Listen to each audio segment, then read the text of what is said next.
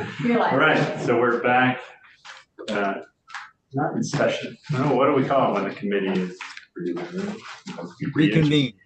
Reconvene. We have reconvened the Senate Transportation Committee. We're going to switch from counterfeit airbags to talk about our blue light statutes. So we have Sergeant / Lieutenant Howard here again. If you want to come up here, we're going to ask you about, after you left last time. Peg! Oh, guess who just came in? Say hi. Our former Senator Mazza, can you see? Yeah. Senator Peg, Mazza. Peg. My neighbor has me. Hey, Peggy. here. Senator Mazza. How are Hey, you? how are you? How you doing? Oh, good to see you. Good to see you. Have a good day. Yeah, I've been thinking of driving up to visit you. Well, I'll give you a pie. Okay. Do I have to bring popcorn balls? Oh, those are bad for your teeth. Uh, They're bad for your teeth. For those. popcorn Yeah. balls, double Right. there. No, Jordan almonds. I just got my last one. All right, I'll let you get back to your work. Yeah, Thanks, Senator. yeah, you're. Okay. Senators from times past. Okay, so we had talked about blue lights. I can't remember if you were in the committee room when we started to talk about it, but we talked about it more, I think, after you had left. Okay. And we weren't clear if there was an issue or not around static blue lights. So, and if there's a difference between signaling lights, oscillating lights, and if somebody just had like fog lights that were blue or undercarriage blue lights, and is that a concern to law enforcement state police, basically? Okay. Well, I appreciate having a little time to prepare, so I got to read this morning and kind of see where everything was at. For the record, just state your name. Oh, yes, sir. My name's Thomas Howard. I'm employed by the Vermont State Police as the acting station commander in Berlin. So I started, as we talked the last time, with the Vermont Inspection Manual. I think that's kind of the best place to start. I was talking to the deputy commissioner before we started. It looks like the most recently published one came out in 2020. So if you go to the lighting section for passenger cars and light trucks, there's a nice big section that talks about required lamps. So those would be things like turn signals, headlights, taillights, all the things that you'd expect to be on a car or truck. And it also specifically defines the color that each of those have to be. So headlights have to be white, your clearance lamps have to be amber, things of that nature. So I don't think there's any real concerns there. So to your point, if you're driving down the road and you see someone with obviously blue headlights, the state inspection manual is very clear, it has to be white. So I think there's no real concern there. Then we move into auxiliary lighting, and I was talking to the deputy commissioner. I think I might have spoken in error. It went from a period of time when I first started 10 years ago that you couldn't have any auxiliary lighting. And if you did, that was a reject. And then I think it was changed to advise. And unless I'm mistaken, I think it's been stricken from the inspection manual altogether.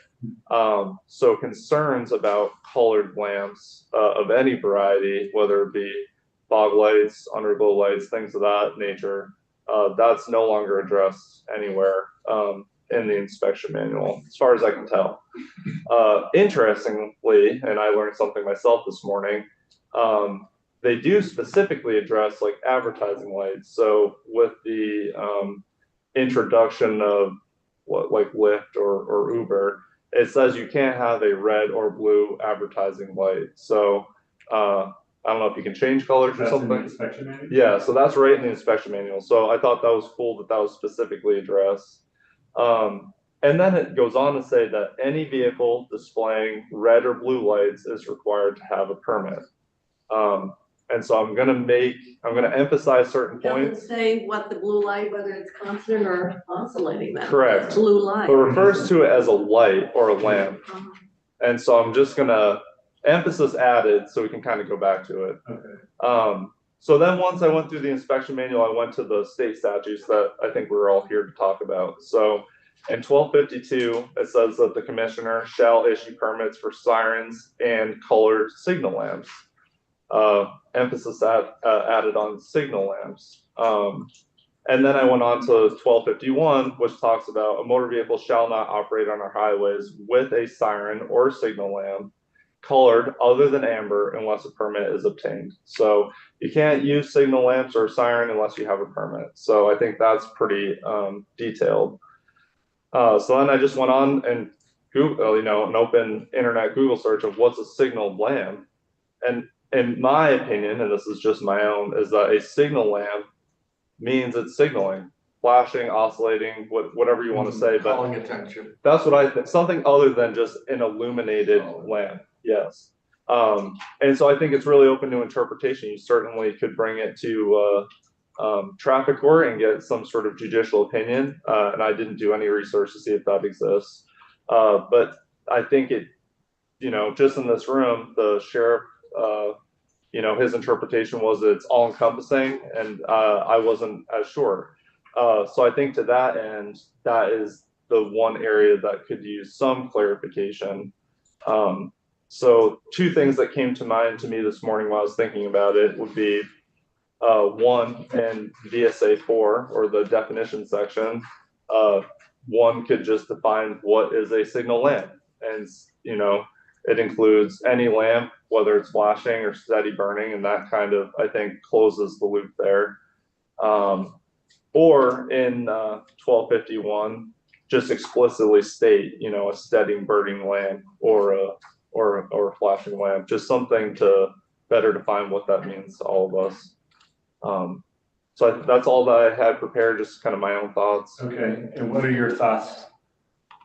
Do you see it as something that needs to be closed, or are you representing state police okay with a steady blue light, or would you rather not see steady blue lights on vehicles? I think as a police organization, I think it should be addressed in the sense that I don't think we want to see people driving around with steady burning or flashing lights on their car.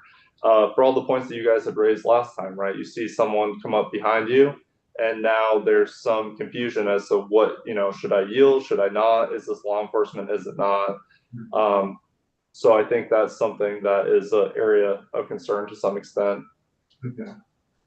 Yeah, because that was my concern. So we want to clarify that state police did think it was a problem, that if people are running with steady blue lights, that they'd rather them not.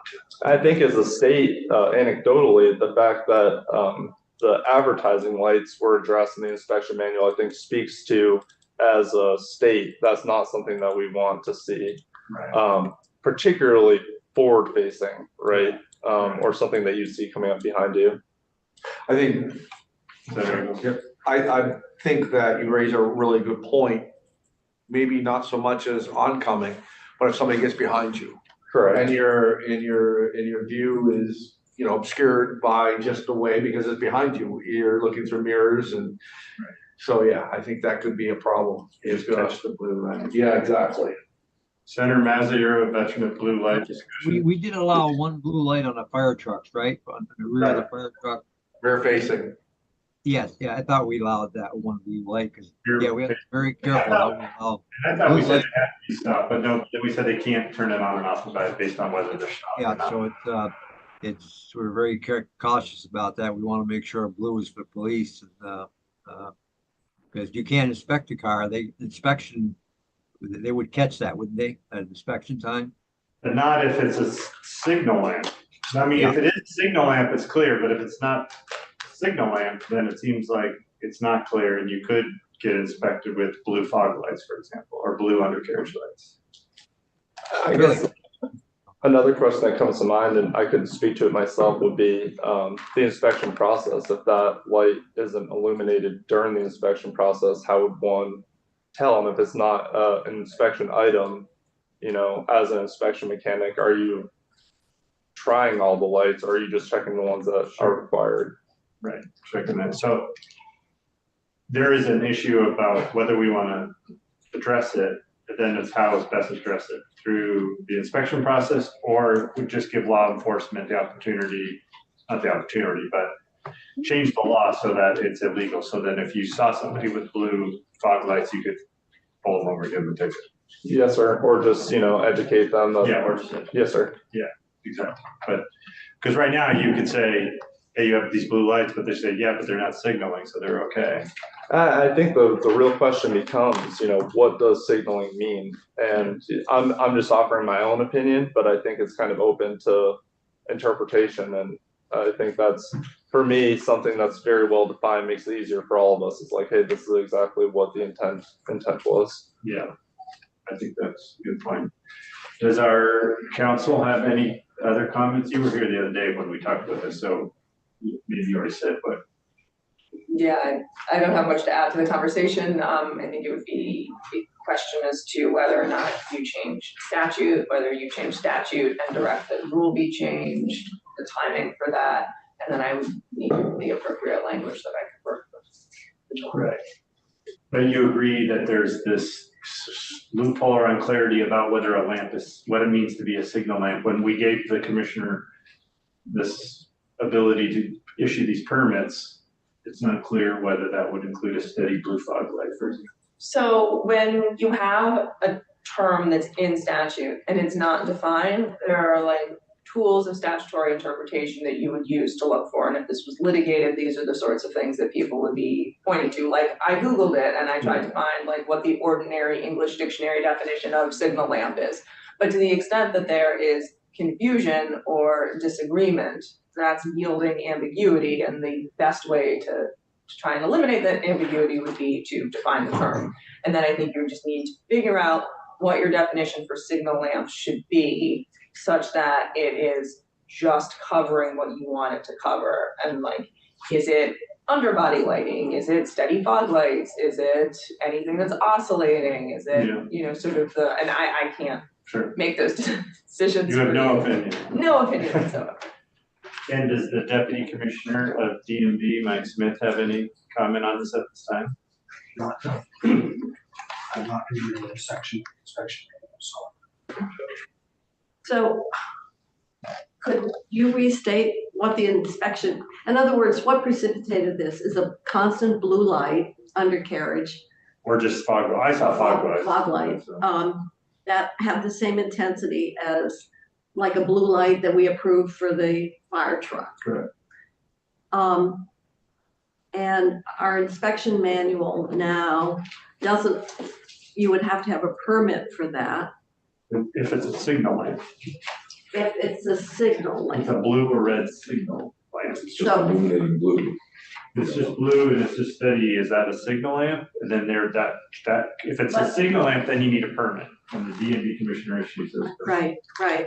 So the problem is what is a signal lamp? Yes. And to me, a signal lamp would be communicating an action, and a constant blue fog light to me isn't signaling anything other than I'm on the road and I like. got my lights on. Right. Maybe, because blue, I think when we had that testimony about blue lights and why the fire trucks wanted them is because at nighttime, you can see them better. It's a color that the eye it registers better from a further distance.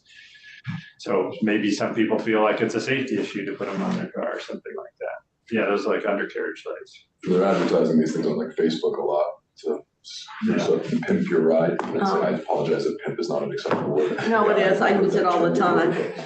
That Screws doesn't, up your ride. Turn them around. Yes, sir.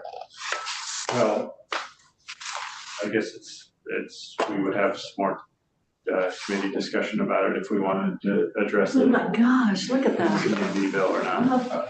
I don't think that should be allowed in the market. I think that confuses what we have exclusively reserved the blue light for on vehicles. Yeah, I'm in agreement. This must be all aftermarket stuff that you can buy then. Yeah, it was pretty clear the fog lights I saw were. It's got an aftermarket airbag too, I just want to let you know.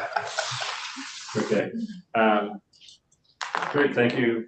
So what do we do with SD Island's trucks that are so beautiful, that are all lit up, you know, for? Yeah, they have to unscrew each blue light and the Christmas lights. Those are Yeah. gorgeous. They do a card out for that. Yeah, they can do green Yes. and yellow. Oh, green and yellow. Oh, it's amazing. Have you seen those? Yeah, ones? no, That's one for pink for cancer and Yeah. one for Pink's Christmas. okay. Oh, pink is, oh, then we're gonna have pink before long. Yeah, no, Oh. they do something. Hmm. Okay, well, I think that's the information we wanted to know. Okay. The position Thank of you. the state. All right. So thank you. Thank you very much, Yeah. appreciate it. Yeah, We appreciate it very much. I can't believe all this got precipitated because you saw constant blue lights.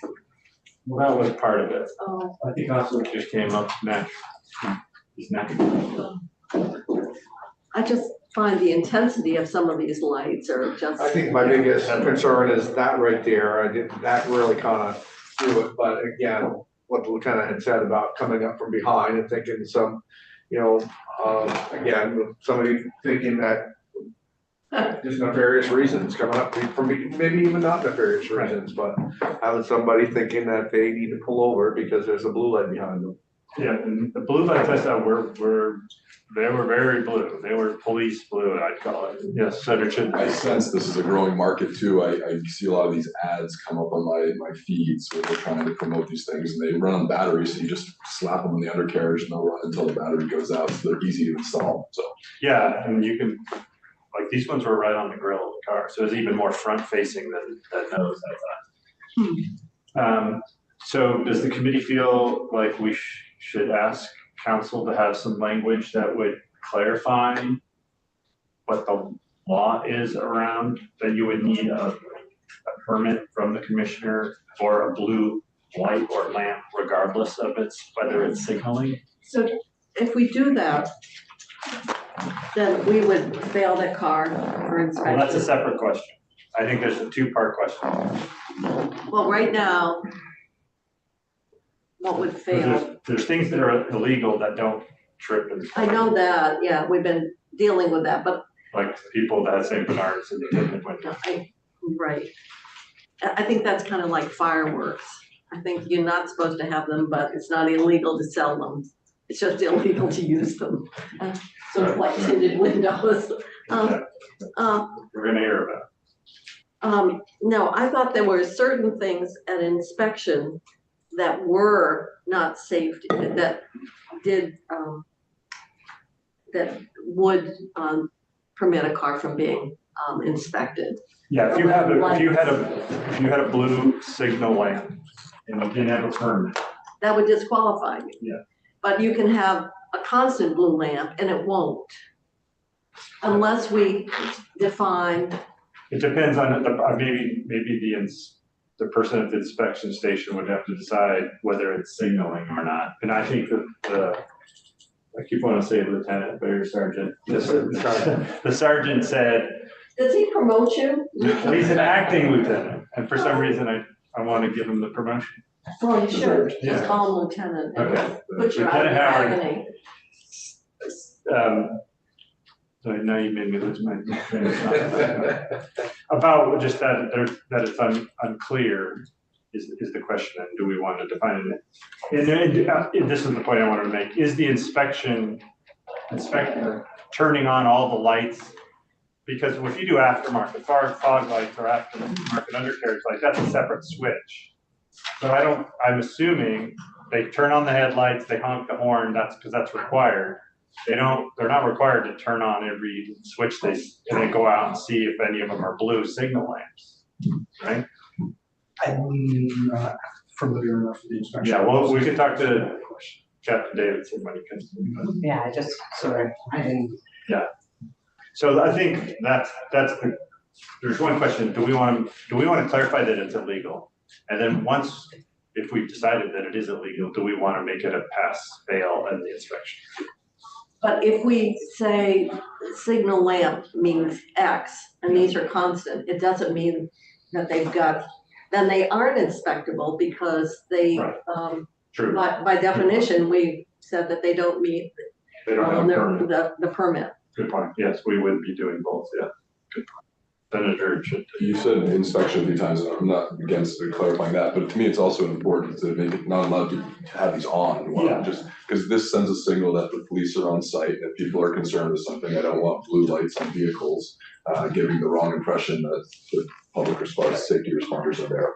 I think your Senator Kitchell's point is well taken, that if we clarify the definition of a signal lamp to include non-signaling or just a blue light of any And that kind, would include. then and I don't know if we have to change 252 or 1252 or 1251 to make this change, but make it clear that the commissioner would have to get a permit for any blue light, signaling or otherwise, or any blue lamp or Anything that's illuminating blue. yeah. So the one thing I just want to flag is the way that it's written is there's a prohibition on signal lamps without permits except for amber signal lamps. And you're talking a lot about how you don't want to see like steady blue lights on vehicles. Do you have a problem with like steady green lights or steady pink lights or steady purple lights? I don't. So I think, And he's unanimous, apparently. Throw disco balls in there too, right? Oh, disco balls, yeah. so I think what you need to do then is define signal lamp. And then instead of it being, there is a prohibition on signal lamps except for ones that a permit has been issued or that are amber, to instead say there's a prohibition on blue signal lamps unless a permit has been issued.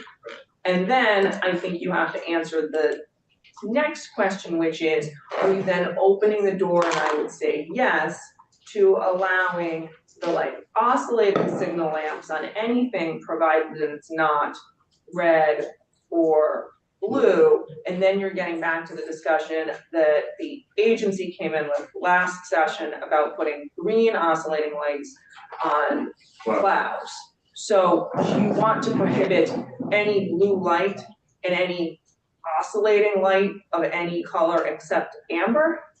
I think when you reminded me of that whole discussion about green lights, and then it would get into the oscillating purple lights that the funeral homes are after. So I think we do want to have the statute continue to separate signaling and non-signaling. But say if it's blue or red, if it's blue, then it cannot be either. But if it's pink, it can just not be signaling. Okay, and now what about the fact that there are like brake lights are red? You know, So if you're prohibiting red lights, are you but then? isn't that already in it? Wouldn't that already be a problem?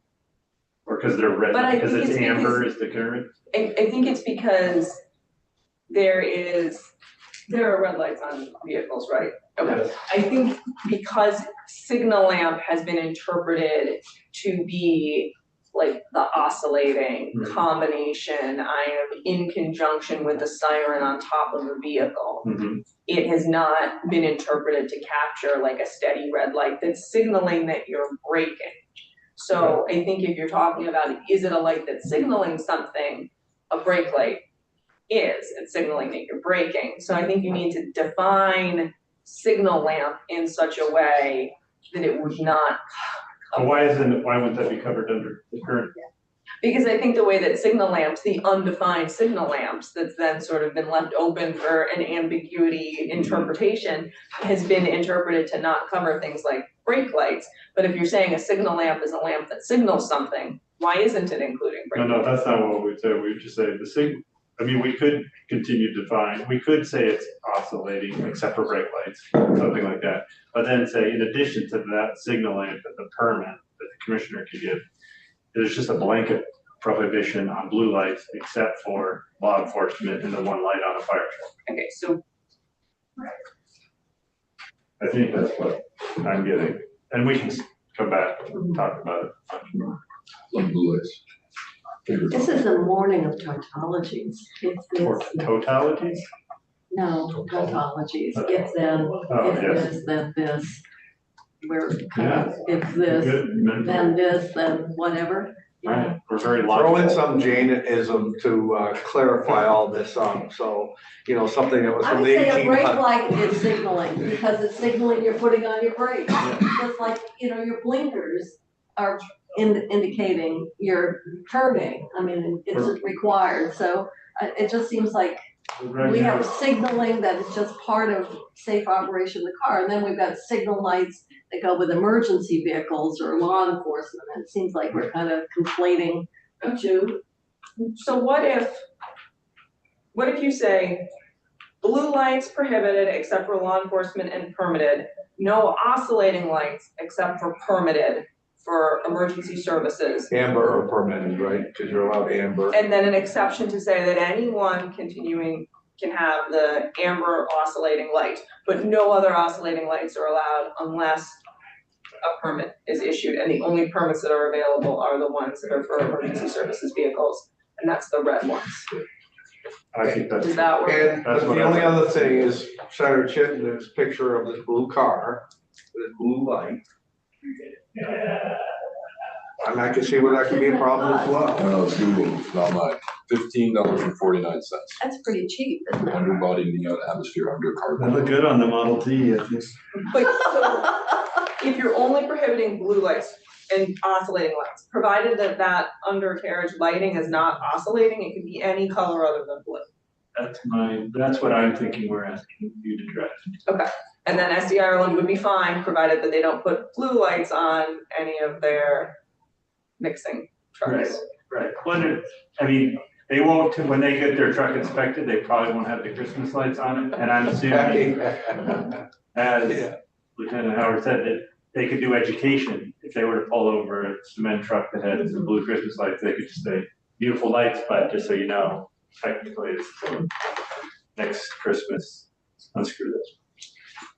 Or not, as up to the officer's discretion. Don't say cement to Ireland, you have to say concrete. Oh, that's right. Yeah, concrete. Concrete. Cement is part. Okay, Yeah, Roman tradition, they could really develop concrete. you gotta bring in the Roman Empire, let's do that. Yeah, we do. Senator Mazza, any other commentary? I'm all right, thank you. Okay. So you feel like you have some clarity on what you're gonna try to draft, and then, of course, you can check in with DMV and public safety. I have a starting point. Okay, Now we're on to rust. no, window tinting, even more exciting. I think I might be on the last stages. I'm not sure I can get inspected. I'm taking my course. Oh, really? Well, just don't put any window tint on it. Maybe you should put the window tint over the rust. That might help on the inspection. Take my look. So maybe, do we have people here or? Not quite yet. Okay. Because we're ahead. Oh, we gotta talk about blue lights a little bit longer. They're out in the hallway. I No, think they're they're coming Zooming. on. They're coming from Rutland and Essex, I think. Much easier to zoom in.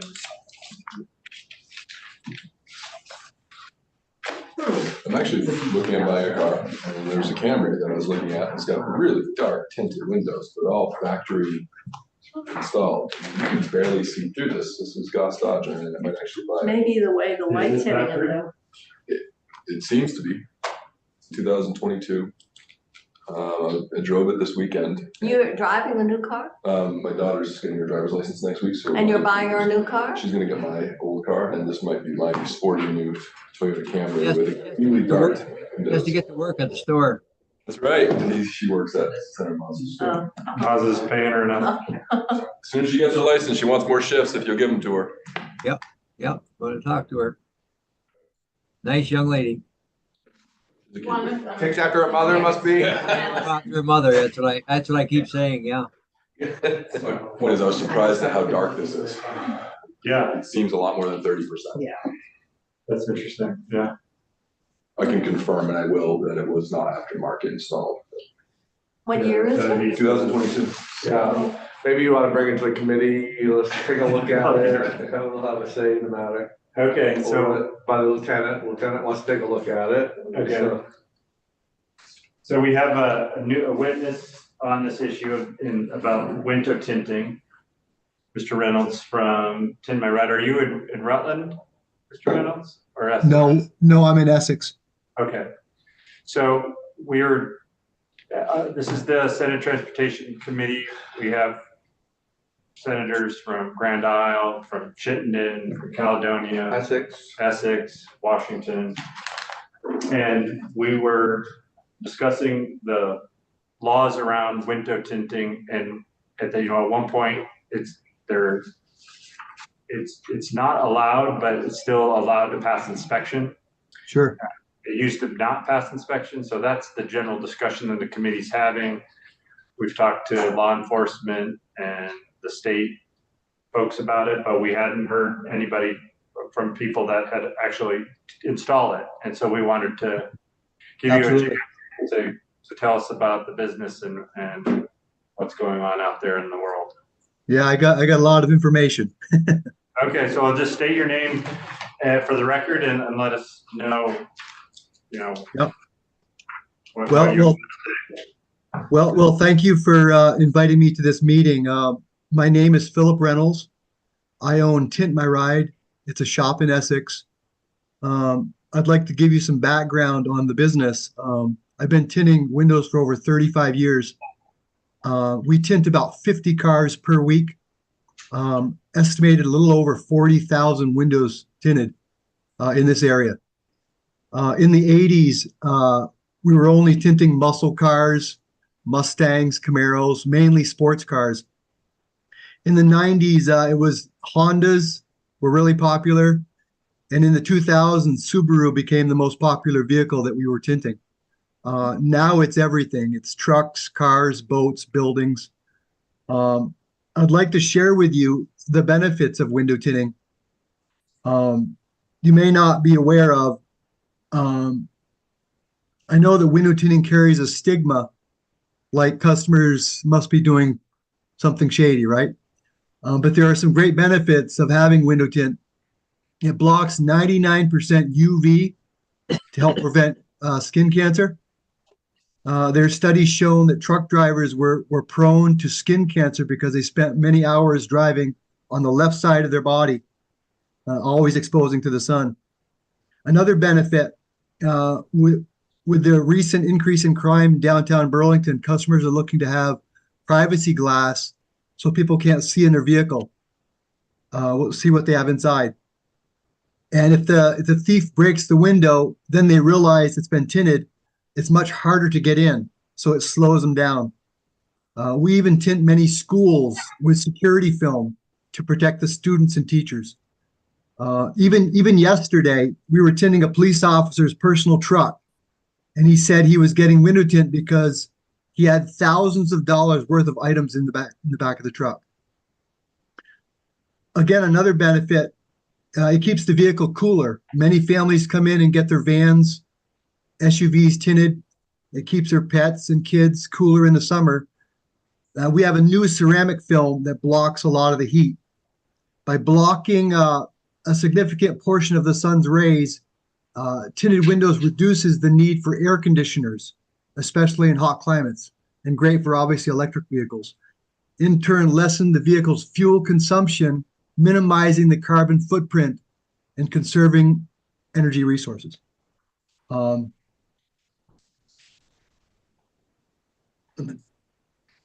Can I ask a question? Yeah. So is there a way to block UV but not block the visible light? Like kind of. Yes. So with the ceramic film, you can get it in a clear, and it blocks just as much heat as the darker film. But you have a lot of people that want the security and the protection from the being able to secure their vehicle. Okay, we have some other questions, but we'll also let you get to your other points if you have them. Yeah. Senator Chittenden. So I have two questions that maybe you can address with your further testimony. One has to do with smart glass or adjustable tinting, if that's something that you do. I saw a quick Google search that there's some technologies out there where you can change the dark.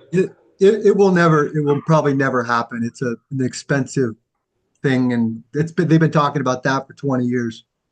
All right, the second question is, when you install these, and maybe this is in your testimony, what transparency degrees do you offer, and how do you measure if it's 30% versus 80% and so on? Yeah, good. So we do have meters that read the film. A couple of other points I wanted to bring out. It also, if you were to get into an accident, if your windows are not tinted, the glass will shower all over everyone in the vehicle. If it had tint, all the glass is held together. I've done this for many years. Most people don't choose super dark. Most people choose 35 to 20%, which is a medium film. We have customers from New Hampshire, New York, Canada. They come from all over to the area to bring business.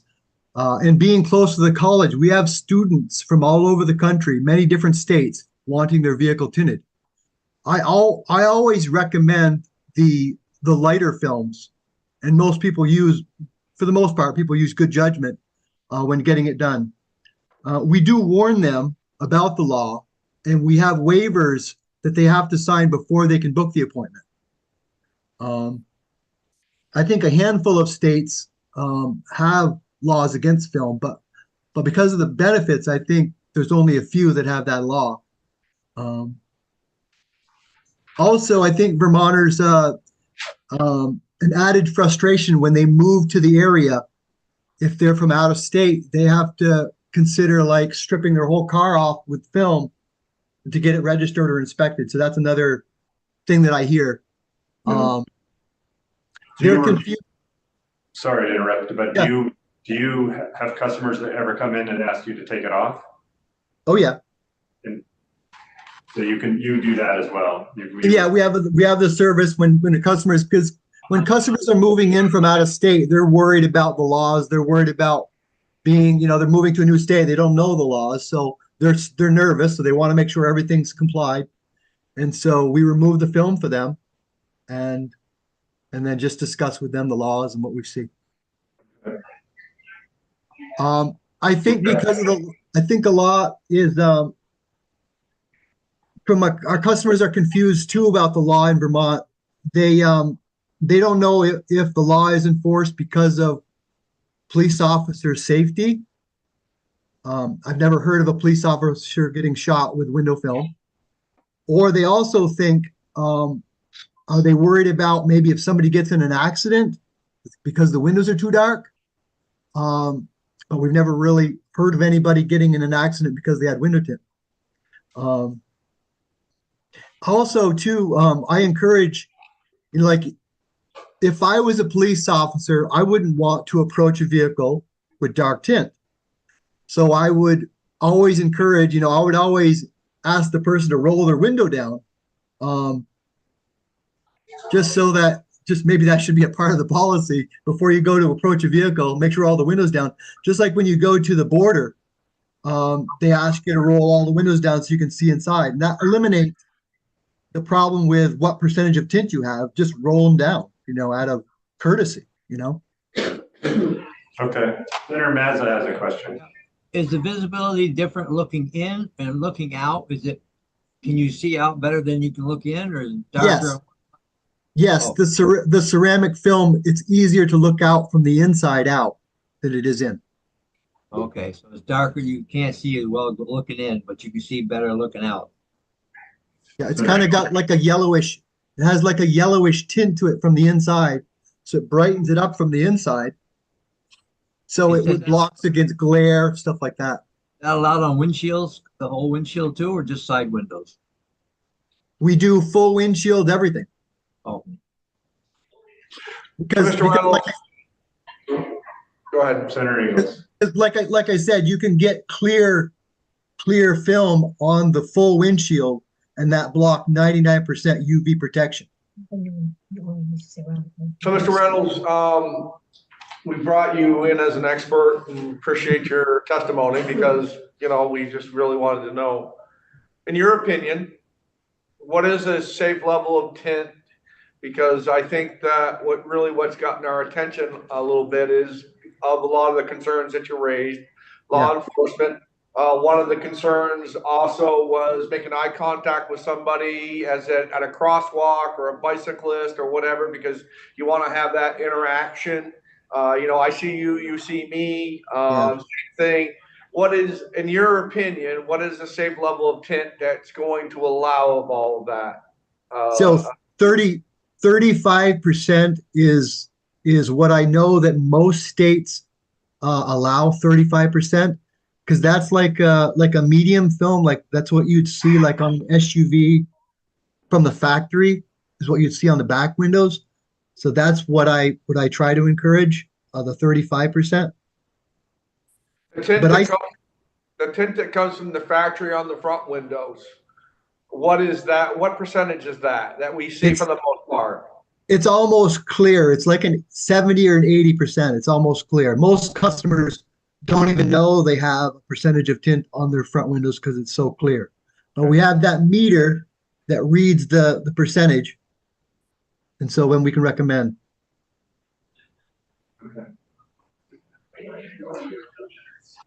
And you also read earlier in your testimony, you said about customers, you have them sign a waiver. Yes. Just explain that a little bit. It's a waiver because right now the law doesn't permit the tinting, but it doesn't fail inspection.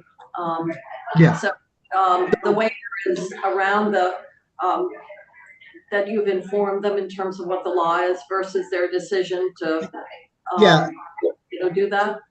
A couple of things, because we're dealing with so many people from all over different states. I don't know what your law is in your state if you're coming from Idaho, right? So that way I'm clear about the customer knows what's legal in their state and they're allowing me to tint their car. So that's one thing. Because we're seeing so many different states, can't keep track of who should do what. So there's that point. Also on the website, it talks about if this does hinder your view, we're not responsible. Because if we're recommending 35% and they just want to do 5%, then, if they get in an accident, it covers our end. They check the box, they know the law. And if there's any obstruction of view and they get in an accident, it's not on us. Can you do that for Vermont residents as well? Or you just do it for all customers? Yeah, so I see a zillion different scenarios, and I see the inconsistency everywhere. I see law enforcement. I do a lot of their own personal rides. I do, I do people from other states. I do young people, old people. Somebody that wants to just they want privacy in their back of their car because they're a nursing mother. They want privacy. They want to go in the back of their car and just nurse their baby or in private, just whatever. Senator Shipman. So this is a new topic for me, and I would love to just get some clarity because the statement you just made me think I was misinterpreting the 30 versus 80%. So I think what you're telling me now, and this is not the impression I had prior to this discussion, is that 30% is darker than 80%, and that you would say 5% is like almost no visibility whatsoever. Yeah. I had it reversed in my mind. Right. Most people do. So the lower the number, it's about light transparency. So lighter. So the higher the number, the lighter it is, and only 5%. That's almost limo, is allowed in light into your car. So darker. So it's a percentage of light that gets into the car. And then one of the first statements you made was the majority of people. Did you say majority of people choose the 30% or majority are choosing that 80%? No, majority of people are choosing the 35%. 35%. Because they're just looking for a little privacy. They're not trying to draw attention. They're not trying to, do anything shady. They're just looking for a little bit of heat reduction. That makes more sense why this is so dark, because that's right. 35. It's only letting 30 or 35% of the light in, so it's preventing 70% from getting in. And when we talked, I can ask. Do you remember, Anthea, when we talked about this, about the federal rules on the manufacturer? Is that the same thing about the 30%? 70%. So it's 70%. So it's only 30%. So it's allowing in, if I understand it correctly, I think the federal requirement for what's like embedded in the glass is it allows through 70% of the light. And that is for the front windows, because the back windows seem to be not letting in 70%. So what you just said comes based on understanding of the 30%. No, It allows in 70% but of the they light. call it 30%. The federal, coming from the manufacturer, if they were to send you a brand new car, they're allowing 70% of the light to come into the front windows. Which is a tint. It's a tint of 30. To 30, yeah, now I got it. So 70 and 30. But I don't think, well, this is the question I have, is that federal regulation for the windshield and the front windshield? Because it's obviously clearly different what the manufacturers do for the front windshield and the front windows compared to the back windows.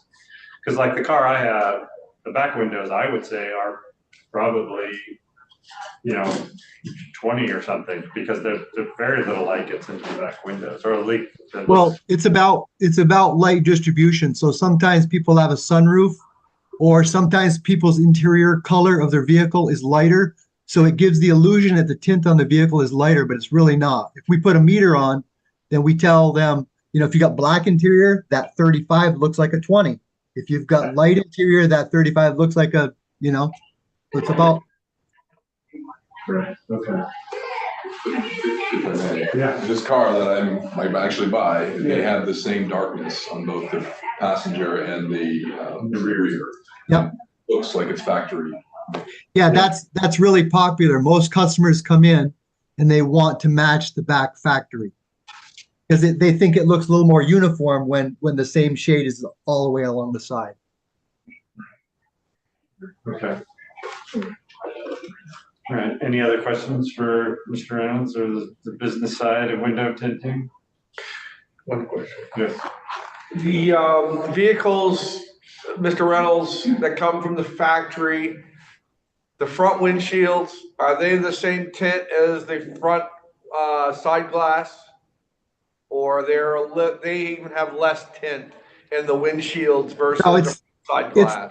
It's the same. It's the same. And if you don't have a meter, you can take a clear piece of paper, roll the window down halfway, take a clear piece of paper, and you'll see, wow, I thought that was clear, but you can see the difference between a white piece of paper and actually the edge of the tint of the window. So you can see that 70% difference just using a piece of paper. Okay. All right, well, thank you. That was helpful. Very helpful. Yeah, and I didn't know that you also tint, building windows.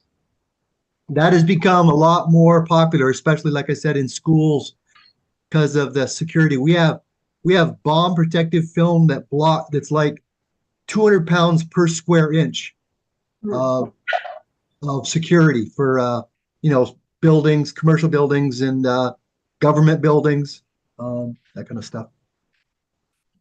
Okay. Okay, well, thanks for your time and. Absolutely. Thank you. All right. Take care. Bye-bye. Thank you.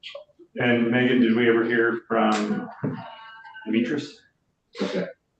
So maybe we'll, I emailed him a few times. okay, well, we may or may not hear from another. Well, this is- I want to thank you, Chair Yeah. Perchlik, for thoroughly confusing me where I stand on this issue. Yeah, Because I have no idea now at this point in time. yeah, Absolutely confused. it's an interesting, What is 30%, 70%? well, there's that confusing. I get that. I also get what the intention when we started with this bill was to bill to have people maintain eye contact and or identify people should there be an accident. And if somebody's driving away, whether it was man or woman, or whether it was a person had blonde hair or black hair or whatever, and yeah. So now I don't even know where I stand. I mean, the testimony we heard from public safety and state police about the safety. Absolutely. You could tell them to roll down the window, but if they don't roll down the window, or they don't hear you because they're inside their vehicle with the windows rolled up, or, The radio on, whatever. And I know that I wouldn't want Yeah, our whatever. project car. It's easier at the border because you can have signs telling you to roll down all the windows, but you can't really do that on a. And traffic also, sign. I think that at the border, if you ever wanna see the light of day again, you probably better be doing what Right, they you're wanna following the say. sign, yeah. They can have a field day with you. Right, you're stopping every car, so it's a different issue, so. And I don't know what the committee feels like would be helpful at this point. I wonder if actually seeing what the tint is, if that matters, or clarifying the federal regulation would be one thing. I don't know if that's something we could ask of you, Counselor. Is there a federal? The federal regulation, I was a little confused about when we talked about the factory tint. Yeah, If we were only talking about the front windows, is there a regulation? I assume not on the I back. don't think there's a regulation on the back. I have to get it slides, and it's 70.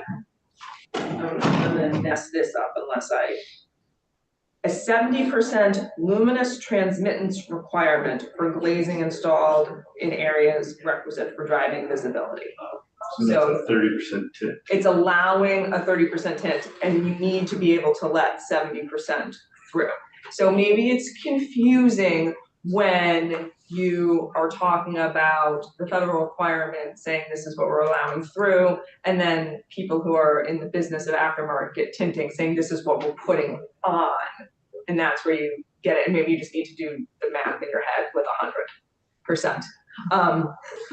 And I think it's like pictures that I've looked at, it also depends on the angle, and it's kind of like what Mr. Reynolds was saying, like how you look at it, yeah, what's happening. So let's use this example. So you heard him say that it's really common for people to say, we want like our windows to match. We don't want that like weird situation where the front windows have that 70% luminous transmission, whereas the rear windows have been tinted more because they're allowed to be. You would not be, because like it's layering on top of it. I think the tint that would be going on would be like stacked with the 70% light coming through. And you could, I guess, be in a position where you've got factory glazing tint and then aftermarket tint on the same window.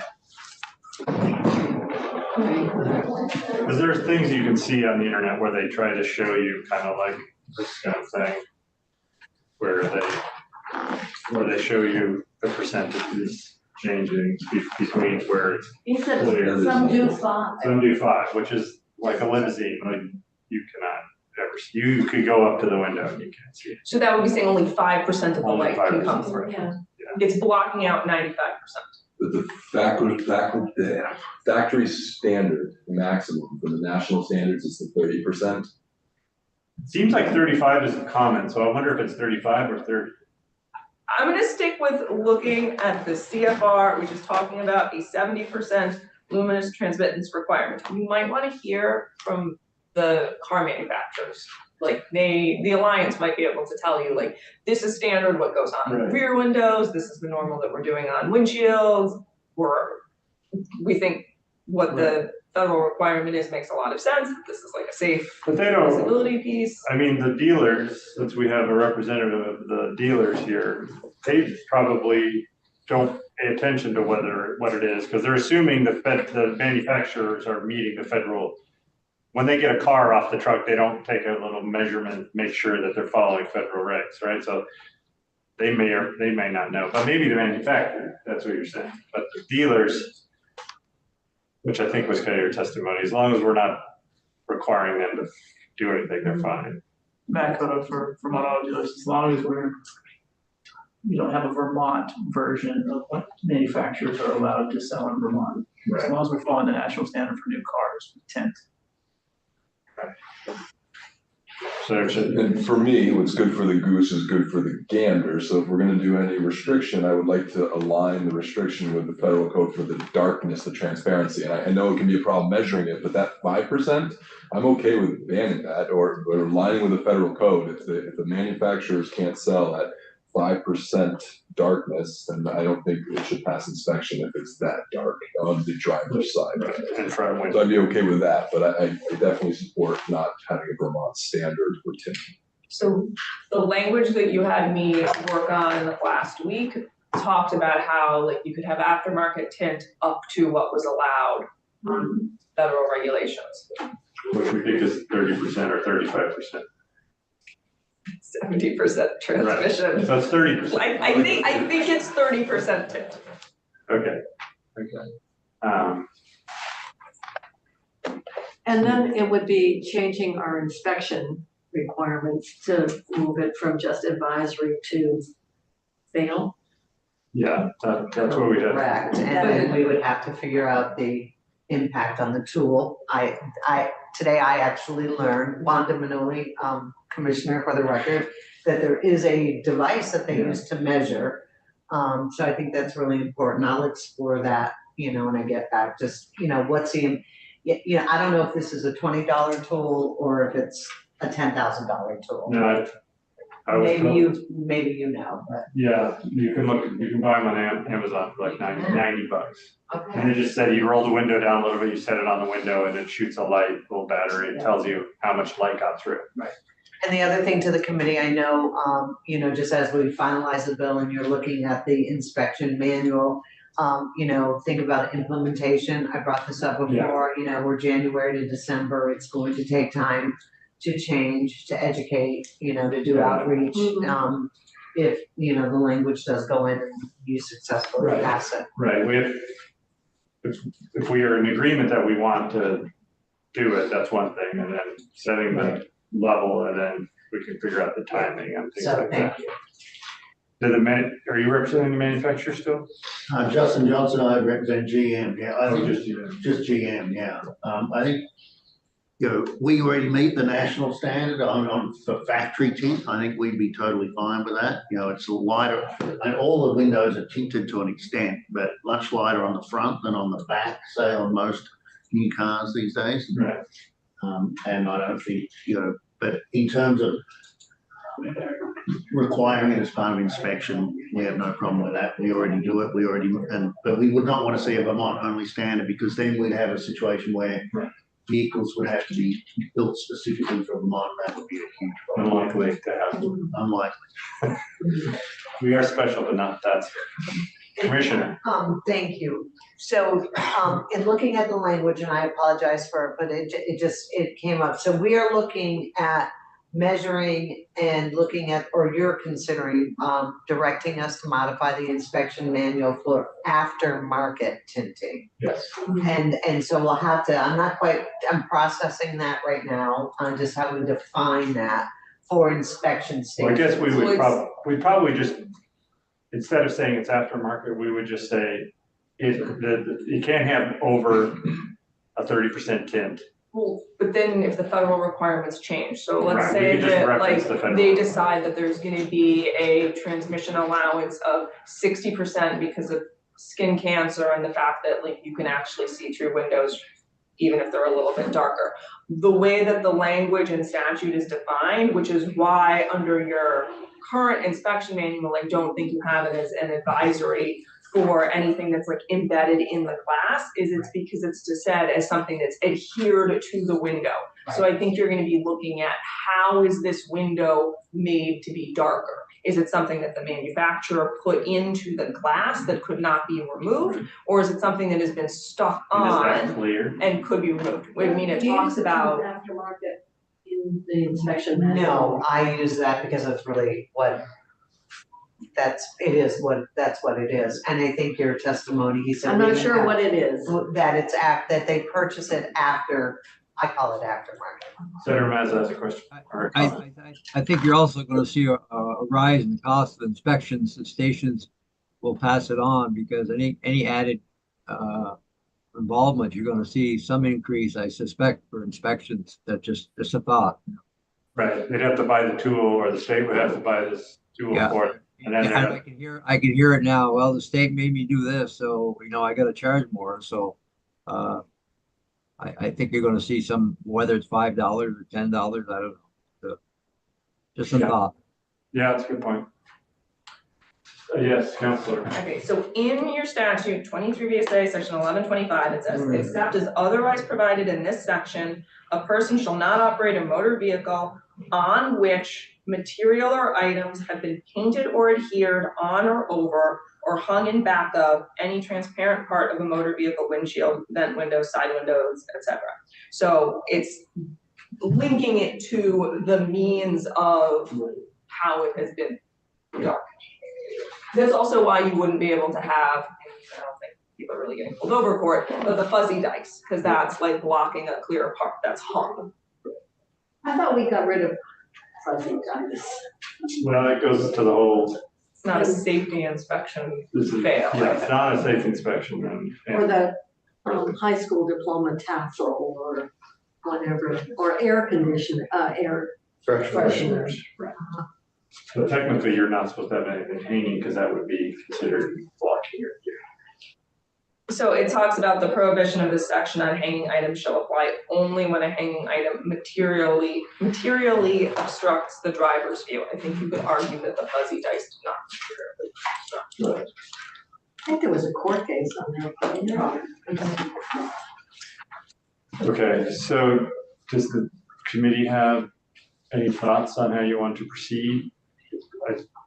I'm with Senator Chittenden in that, like, if we can line it up with what the manufacturer is already doing, I'm okay with that, because I am concerned about the safety of the heavy tinted windows.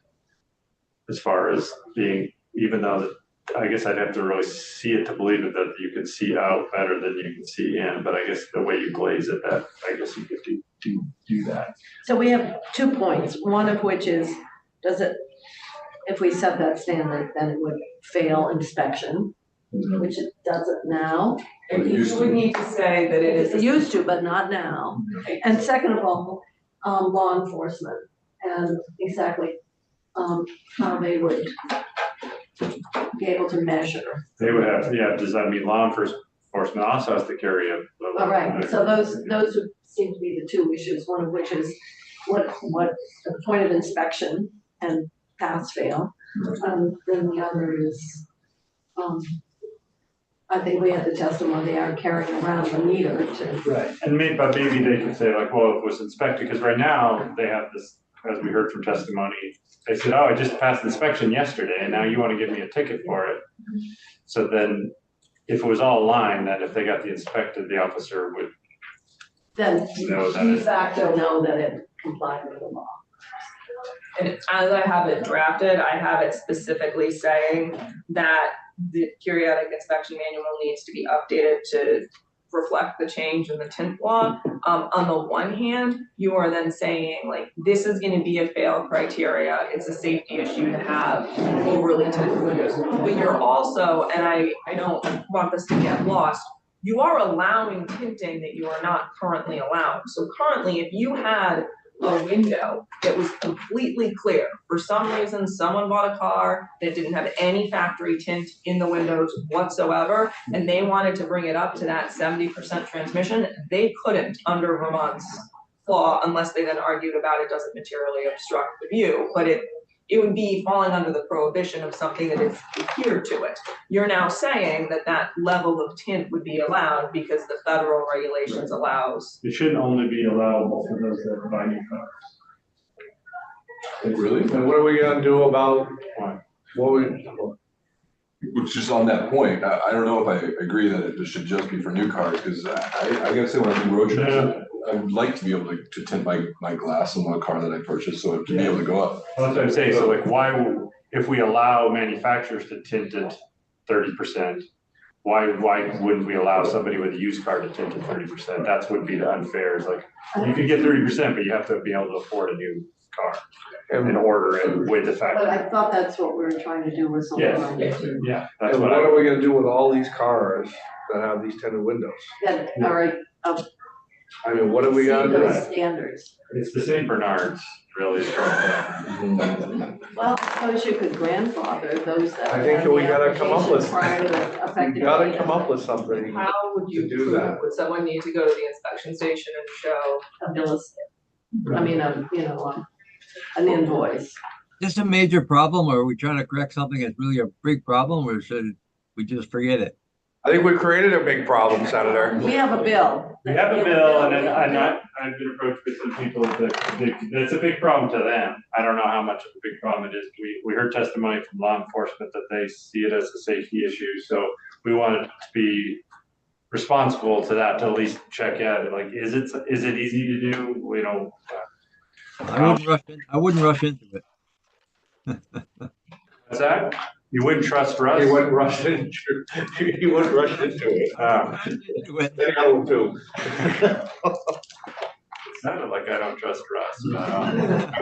Senator Chin. I would just say if the automobile dealers can attest to the fact that they have not sold cars at that 5% darkness, I am not very concerned about changing the rules so that if you have one of these cars with 5% would have very difficult, not impossible to see through, then that tells me it was aftermarket and you need to take it off. And I feel like we're achieving one of the objectives of this bill, so I'd be okay with that. And I think we could have a long rollout, so folks that find out today is not like, oh no, I gotta go do this tomorrow. It's like, okay, in year X, this is now gonna not pass inspection. So and then the tinting shops can start saying, you know, if we put in over 30% tint, you're not gonna pass inspection. And I don't think we need to address that issue. It'd be up to the owner to.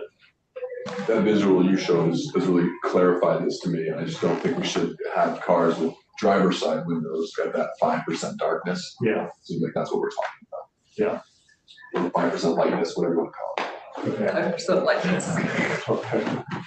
Okay, do we want to hear from anybody else? Or really just kind of getting into how we would do it. I don't know if they'd be ready to attest to it today, but I'd be curious if the federal standard has allowed for that degree of darkness baked into vehicles. So my understanding of the federal requirement is that it only is the windows that are like utilized for driving. So it would be the windshield and then the side ones in the front, and the rear windshield, and that is the 70%. That's what the federal law, and we would just reference that federal law in case they change it to 72%.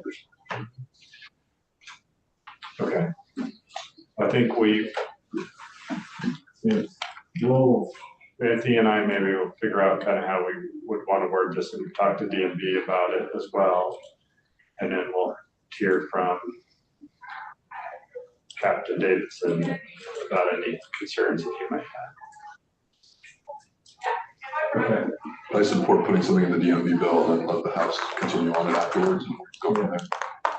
Want to make sure we heard from folks that we wanted to hear from. Okay. With that, is there any other comments, questions? That was our agenda for today. So if there's no other comments, we'll adjourn for today and talk again tomorrow.